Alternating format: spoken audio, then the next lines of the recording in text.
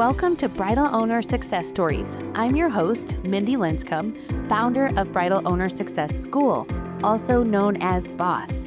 Each episode of this podcast, we will dive deep into hearing the stories of successful bridal shop owners, uncovering their biggest challenges and their valuable life lessons.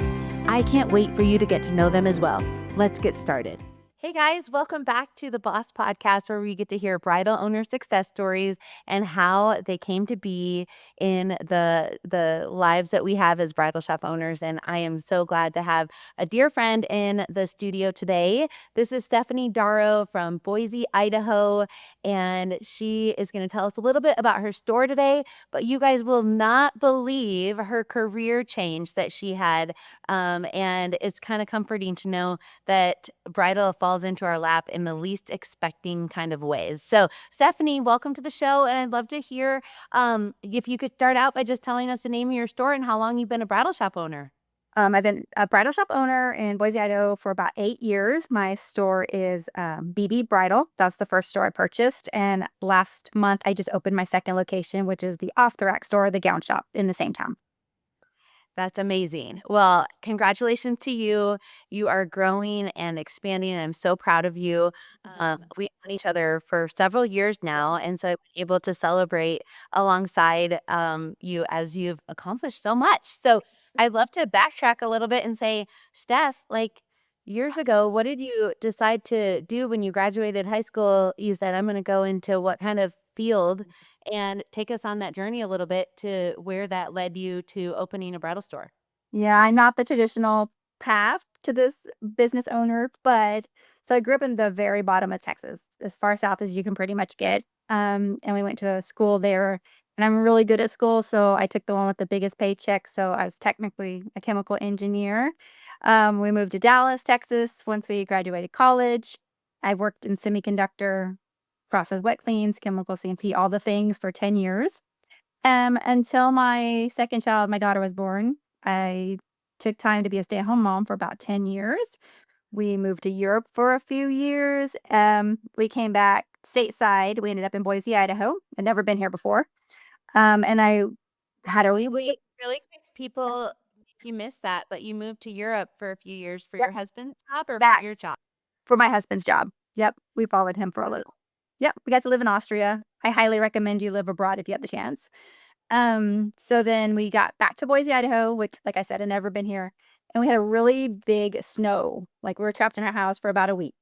And we'd always talked about me buying a business, starting a business, just to be in control of our own time, basically. I literally Googled bridal shop for sale because I thought, oh, that'd be fun. I found one and I bought it 6 months later. Wow. Yep, that's my That studio. is the that's a crazy story. I mean, I've had a friend recently tell me, and this is like, the new version of Google, right? But she needed a building for her business, and she literally just chat GPT'd like, "Hey, I need a building for sale. These are the specs." It gave her the listing, and that's the building she bought for her business. And I'm like, really? Like, we're in a new era, but it is kind of the same thing. You Google what was, and it's amazing that there was one even locally for sale. Yeah, it was local. It's 7 minutes from my house, which Boise isn't that big, so it's not very far. But, they had been on the market, I think, about 6 months, and I was the only one that showed interest. And can I just ask you about that process, if in case anybody's listening and thinking about doing the same thing, from the buyers, you were on the buyer side of the deal. Just curious, like, did you explore, come into the shop a little bit, work on a Saturday? Did you have any sort of exposure to it before deciding to pull the trigger? Yes, so I hired I Googled bridal shop business coaches about 8 years ago, a little over 8 years ago, and I found a woman, and I talked to her. I paid for her time to get asked questions, and I did go to the store 3 times on a Saturday to watch how things worked, and things like that. So I did a lot of research before I fully committed to it. And do you have any advice to someone listening that is, I'd love to talk about both sides of this table here, that is looking to buy a bridal shop that you wish you would have known when you were maybe understanding the evaluation or putting a price on something when you're like on the buyer side of things? Do you have any advice to someone? And then on the seller side of things, like, when you think if there's seasoned owners on here that one day wanna exit and wanna sell their business, like, I just think the fact that you've been through that transaction process is so unique. I'd love to hear both sides of the table, what you wish you would have known. So going into it, my school, like told you, I love school. That side of me was really important into this. Actually found in a public library an evaluation for businesses book, and there's a formula on how to value a bridal shop in that book. So I did my own valuation based off the numbers they were giving me. So knowing what like their actual numbers are, also make sure you know the wholesale cost and you're not buying based off their retail costs, 'cause the sellers will give you the wrong numbers on purpose to value their business more. So that was the first step. They gave me the wrong numbers. I was like, but I was so diligent that I went back. I was like, no, I need your wholesale numbers. So there was some back and forth that I was very cautious about. I also did inventory twice. I did inventory the 1 month before I bought the business, and then I did inventory 1 day before I bought the business to see what the delta between the 2 was. 'Cause they were, I was noticing when I was working those 3 Saturdays, watching them, they were selling off the rack more often. So, the inventory was going down. That's really good Yeah. advice. The inventory is going down, but my cost was not changing based on that. So, I was just very diligent. I didn't take them at their word. No offense to business owners, but just for my own mental state, I wanted to make sure every number was correct before I signed on that dotted line. Well, and we can be really honestly not intentionally trying to change the valuation by selling off the rack, like, that's just like, we're just doing our business, it hasn't sold yet. So, I don't think anybody had ill intent, it's more of the accuracy and being very due diligent. And I So that's think we need to make sure as a buyer that we're getting what we're planning on getting with a little bit of plus and minus. I just make sure the numbers don't go with the emotion or the goal of how fun it's gonna be, all about the numbers. Did it super help to have the name brand and the history of being open for several years? I mean, how old was the store when you bought it?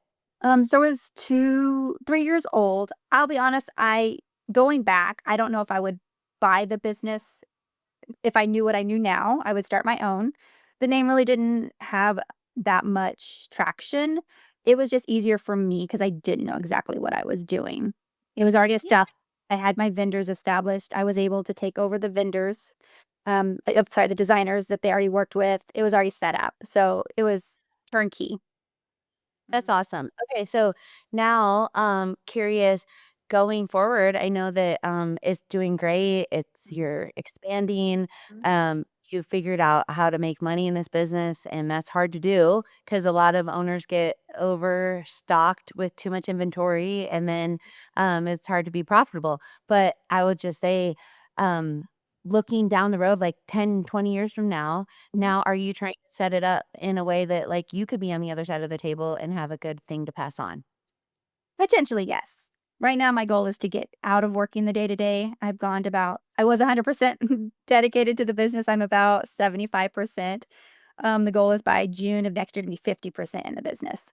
So, Ooh, I love that goal. I love that goal, and do you feel like that should be everybody's kinda like, "Hey, get it to run in a way with systems," and, I mean, that way you can enjoy it and not be, kind of yes. resenting the fact that you're working all the time. Yes. I truly do believe a business owner's goal should be not to be in the business 100% of the time. It's just Yeah. that's not why we bought the business. The goal was always to be having a paycheck without having to go in every day. And my kids are older, they're all adults now, they're in college. So we still want to do the traveling with them and help them with where they're going in life. So I think just giving them still be able to give them the time that I gave them when they were children, that's what's important to me. Mm. Mhm. That's awesome. Mhm. Well, and how old are your kids now? 19 and 21. And have you, incorporated them at all into the family business? Have they ever helped, or what kind of, do they how do they feel about it? How do they feel about you owning the bridal store? I think my daughter's interested in it. Right now she's doing her own thing. She's in college in Utah. So she's learning to be an adult. And then my son is about to graduate in May. He's not sure exactly what direction he wants to take, but bridal is not his interest. So he probably will not be helping me. Yeah, yeah. Well, one of my favorite questions I like to ask Stephanie is, okay, now that you've been in it for a long time, and when we all start out, it's kind of like ignorance is bliss, right? We're like, oh, it's gonna be so fun. Yep. What is something that you're like, oh, I just wish I would have known this one thing about it before I started? Like, Okay. what's maybe like a negative thing that you're like, I wish I would have known this. But then what's a positive thing that's like a surprise that you're like, and I actually didn't realize I was gonna like this as much. So, like, a positive and a negative that knowing now that you've been in the industry for so long, like, what are those things that, when we opened, we had no idea? So the one thing I had no idea is how much of an open heart I was going to have with my employees. I'm very by the book, very structured. That's just my personality. But my employees, they need a different version of me. They need to know that I'm invested in them, that I do care about them. So that was the biggest thing I learned is just being more open-hearted with all of my employees.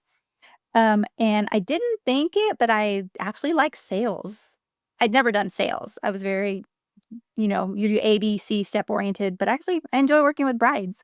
I was surprised. So That's amazing. yeah. Well, and I'm just knowing you for so long, I'm so impressed by how, um and this is important that all bridal shop owners have this about them, but how figure outable you are, like in the sense of when there's a problem, you figure it out. I mean, I think about this story when Facebook uh locked you out or had like something. I don't know if you want to tell that story, but you just kind of like, you're just like, I'm just gonna figure this out. Like there's really no true handbook to prepare you for everything you're gonna face as an entrepreneur.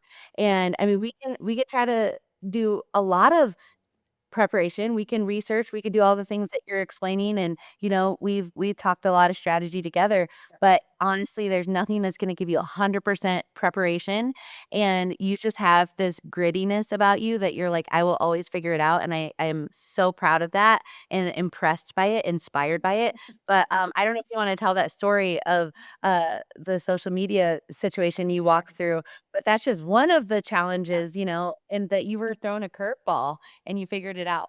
I've been locked out of Facebook ads twice since I've owned And schools. tell our listeners, like, why that matters. Why Well, is that such a I big couldn't deal? I couldn't run Facebook ads, I couldn't run Instagram ads, I couldn't even boost a post. There was literally nothing I could do. At one point it took me a year, and you can't talk to Facebook. There's nobody to talk to. So actually the website host actually helped me through this. We figured out we just had to I now have 3 BB Bridal Facebook pages to keep my ads alive. Doesn't bother me. There's just 3 of them. We're gonna float around out there. They all look the same. But like I always tell my teammates or my staff, I was like, nothing's changing the course of your life with these little inconveniences. You just have to fix it and move on. It's nothing is ever that deep. And if we can't run ads, we can't run ads. We make personal appearances instead. So everything's figure outable. Yes, I love that. Running a successful bridal shop can be challenging, but with the right support, it can also be incredibly rewarding. Hi, I'm Mindy Linscomb, founder of Bridal Owner Success School, aka Boss. After 17 years in the bridal industry, I've developed proven strategies that drive both positivity and profitability in your business. Through Boss, you'll receive insightful coaching, time-tested frameworks, and a community of bridal shop owners dedicated to helping each other succeed. Ready to boost your profitability and find more energy in your business? Visit bridalownersuccess.com and sign up for Boss today. Did you ever have a story, like, do you have any funny other stories of like things that you're like, oh, that was a crazy time? I mean, one of my crazy times was when we built the building and then shut down for COVID. So I'm just like, do you have any other crazy stories that you're like, wow, that I wasn't expecting that to happen? Well, I was actually really lucky. COVID was, I think, one of the more uncertain times. We didn't know what was going to happen, but my state only shut down for 6 weeks. And then my surrounding states, unfortunately, did shut down way longer. So we ended up having the best year in 2020 and 2021. So so I told my team back then, we were very small back then. We're just gonna take what we can get because nothing great lasts forever. It's gonna flatline. But we enjoyed it. We had a good time and we had the best sales. So even if it's a negative event, you can maybe make a positive outcome out of it. So Yeah, absolutely. That's like life, isn't it? pretty much. I mean, I've been married a lot of times, so yeah. Yeah. Nick, how long have you 28 years. And does your husband help at the business at all? Like, does he do anything in the back end? No, it's just me. Just you. Mhm. But he's probably interested in all that you've done with it, isn't he?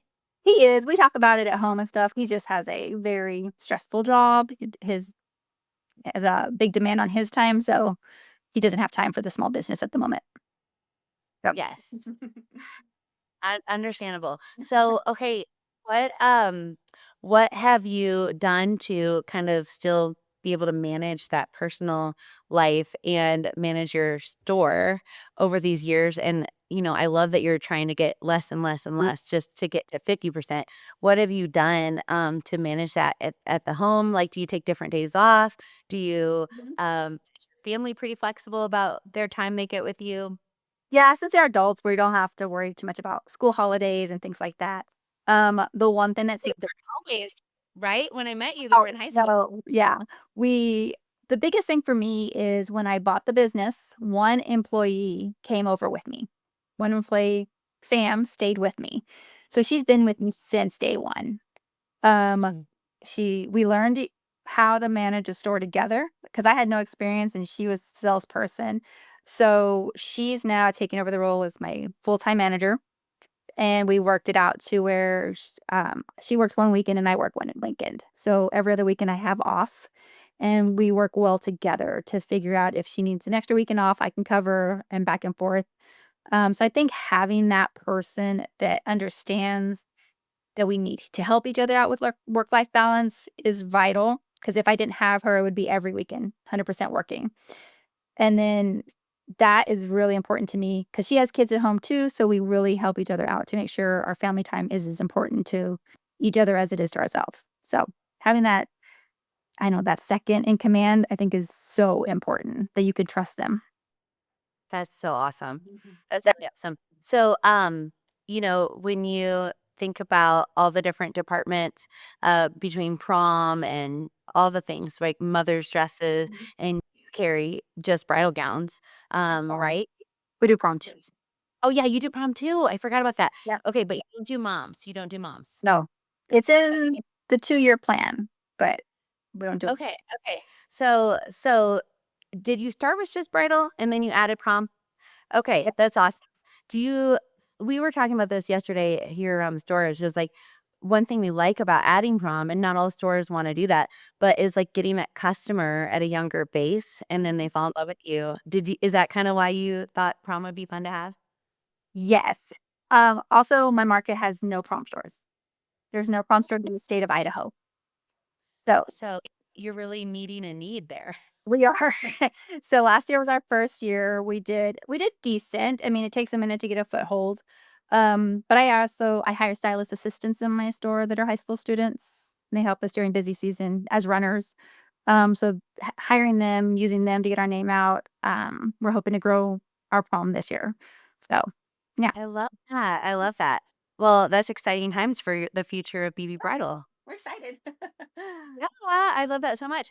Okay, so I was just gonna say now, if you were to say, like, as a seasoned owner, Mhm, and let's just imagine a lot of our audience members are other bridal shop owners, mhm, um, and some of them are considering becoming a bridal shop owner. mhm. What are some like just good pieces of advice that you have for just like, hey, I've been doing this a while, and I think that it would be really good if you fill in the blank to make this sustainable long term.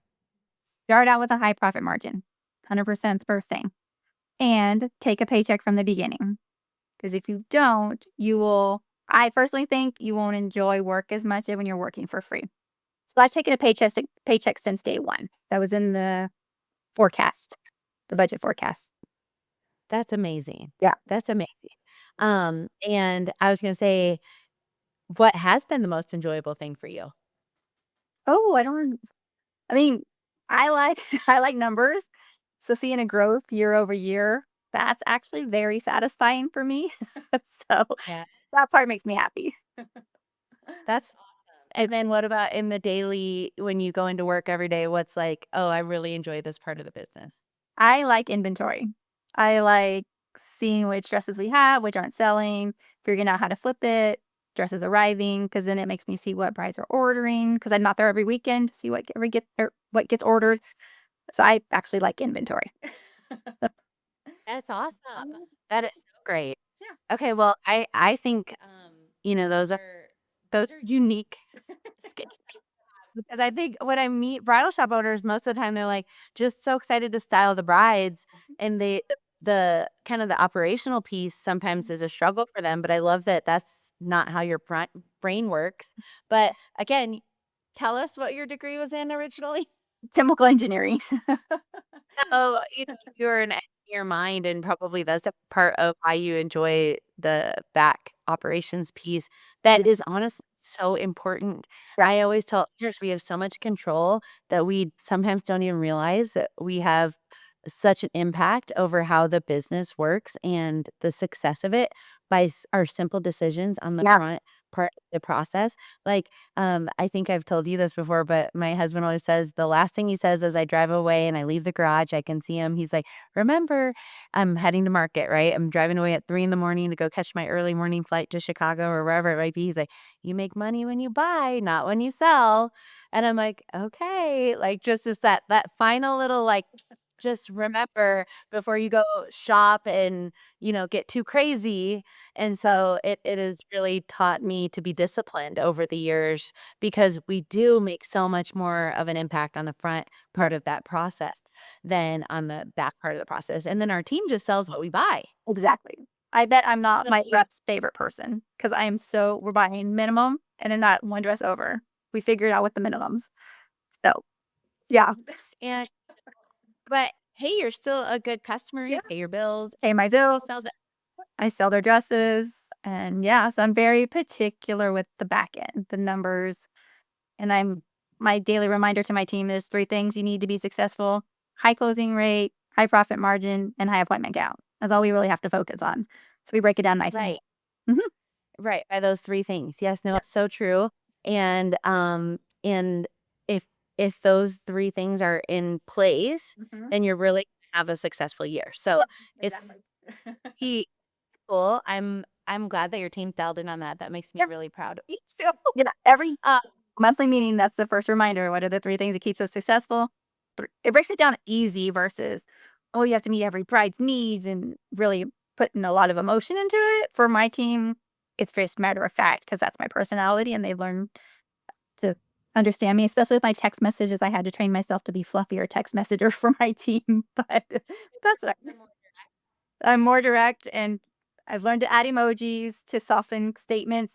So I love it. Did they give you that feedback, or how did you learn that about yourself? Actually, Sam was the first person to point it out to me. And now when we hire new people, we always explain if there's ever a very direct text. I'm not upset. It's just my personality, but I work really hard to make sure every um, communication with them is softened, more on brand with the store and the way I want things run. Well, I like hearing that a little bit about your team culture because I think as bosses and as owners, it's really good to self-reflect sometimes and Mhm. say, "Hey, like, how do I need to adjust a little bit to be someone that they enjoy working for?" Yes. Because if we want to keep someone for a long time, we have to kind of adapt to um, just like what are the needs of our staff. So I would say being really in tune with what our team needs from us is helpful because sometimes we're going at such a pace Yeah. that we have blind spots and we're unaware. Yep. So I love that they gave you that feedback Me too. and kind of curious. You do have such a solid team, Steph. Do you have any like, hey, this is just kind of cool what we've done as a team to get to be close over the years? Like, are there any certain rhythms that you've adapted to make sure that you guys stay really on track and close together? We, I meet with every team member once a month. I'm also in the store often, so I make sure I'm there for at least one shift for every stylist. We talk about their day. We just have, everyday conversations. We do team dinners, holiday parties. We have events called Bride Nights where we invite past brides to our store. Um, or for events like security board classes, cooking classes, and all the team members get to go there. So we hang out on a regular basis. That's cool. Yep. And like I'm assuming it's not mandatory, but that they come anyways. Right. It's voluntarily paid. So you volunteer to come and then you're paid for your hours while you're there. But they want to come. So I think they like hanging out with everybody, get to do different experiences and yeah. I think that's awesome. That is so awesome. Well, um, that's so cool. I'm just like excited, curious to what you think, even in, I mean, I've been doing this almost 20 years. You've been doing it almost 10 years. Mhm. Curious to what you think the next 10 years looks like with all the changes we've experienced in just the time that we've been in the industry. I mean, it started with me having a yellow page ad Yes. still working at bridal shows to like then fast forward to Meta as and now Chat GPT is how people are finding me. So I'm just curious, like with so many changes evolving faster than we can even think, what do you see for the wedding industry and specifically in our bridal elements of it? Like what do you think brides are still hungry for and how can we come alongside? I think brides want somebody they can trust. That's why being on social media just as yourself, not putting on a facade to get them into your store and then being something completely different. I want them to see what on social media the same thing as they do when they walk in the door, just honest people. I do think in person is going to make a big difference. Getting to know your vendors, being putting your face on social media so they know that there is a real person behind it. And I think just honestly being straightforward and giving them all the information before they can walk in is because they're an information overload. My 19-year-old daughter, she's influenced by what's on Instagram or TikTok. So I follow how she reacts to things so we can plan to react to the same bride because she's going to be my bride's age for the next few years, which is kind of helpful. I have in-house research. Yeah. So That's interesting. I guess she's just helping the business because I figure out how she thinks. Correct. Yeah, you have a little bit of an inside scoop there. Yep. By getting the ideal avatar is the brain of your child, so you can be like, okay, you just observe for Yep. my little science project here. On TikTok today. Why did they make you decide to buy that makeup for whatever? Yeah, I love it. Very cool. Well, thank you for sharing a little bit of your story, Steph. And I Of course. I know people are gonna want to check out your store. So where can they follow along on Instagram? At BB Bridal Boise. BB Bridal Boise. I Mhm. love it. Do you have a separate prom account? Prom by BB Bridal.